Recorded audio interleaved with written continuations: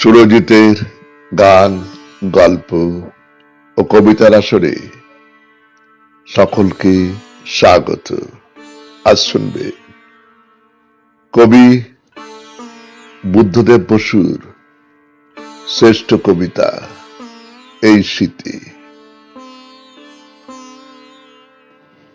আমি যদি মরে যেতে পারতুম এই শীতে, গাছ যেমন মরে যায়, সাপ যেমন মরে থাকে, সমস্ত দীর্ঘ শীত ভরে শীতের শেষে গাছ নতুন হয়ে ওঠে, শিকড় থেকে ঊর্ধ্বে বেয়ে ওঠে তরুণ প্রাণরস, ফুটে ওঠে চিক্কণ সবুজ পাতায় পাতায় আর অজস্র উদ্ধত ফুলে।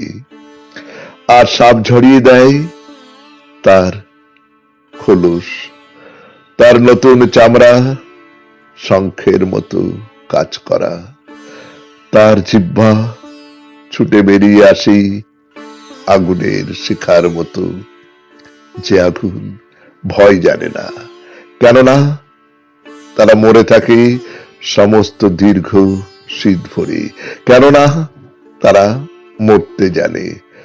যদি আমিও মরে থাকতে পারতুম, যদি পারতুম একেবারে শূন্য হয়ে যেতে, ডুবে যেতে স্মৃতিহীন স্বপ্নহীন অতুল ঘুমের মধ্যে, তবে আমাকে প্রতি মুহূর্তে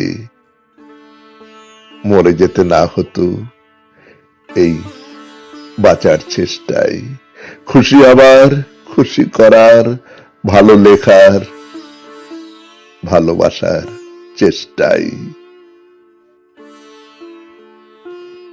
নমস্কার।